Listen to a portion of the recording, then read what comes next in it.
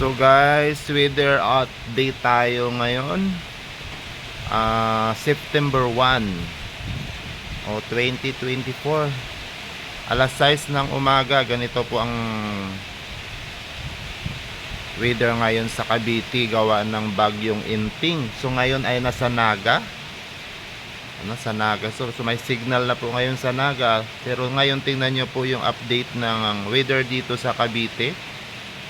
So ang location natin, General Trias, Cavite. So napakadilim, alas 6 na ng umaga po yan Yan, may bagyo, kasalukuyang may bagyo ngayon sa Pilipinas.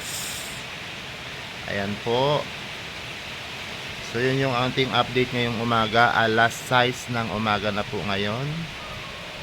Ganon po ang panahon.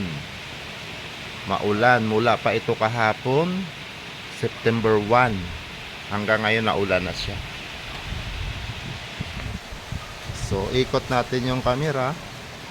Madilim, maulap ang kalangitan. Yan po, ingat-ingat po tayo. Mga nasa malapit sa bagyo, malapit sa mga signal, ingat po tayo sa masamang panahon. Ayan po, So, ang hangin ay katamtaman lang, ulan lang po. So sana hindi na lumakas ng mabuti. Update natin ngayong umaga, alas 6. Yan. September 2, 6 AM. Yan po. Maulan na umaga po. Madilim. Alas 6 na ng umaga yan Tingnan po ang kalangitan. Ayan.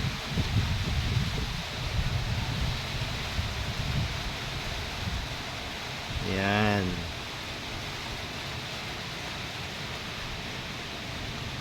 So nanood tayo ng balita kanina pagising natin ng alas 5. So may signal na nga po sa other areas ng Pilipinas, especially sa Naga, bandang Bicol portion.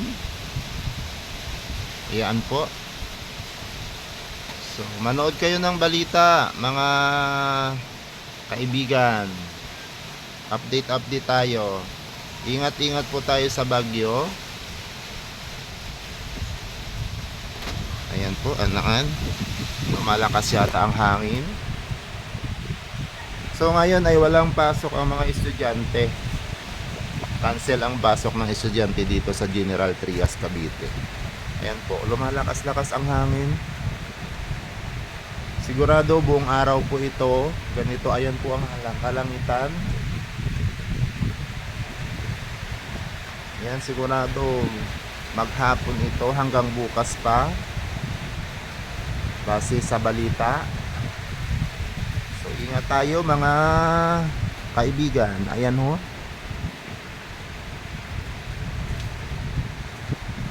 Malamig. Ayan, malamig. So yun guys, yun ang update natin sa panahon ngayon. Ulitin ko po, ingat po tayo. Ayan. Sa mga friends natin dyan, don't forget to subscribe and click the notification ng ating YouTube channel. Maraming salamat po. God bless you all. Ingat po.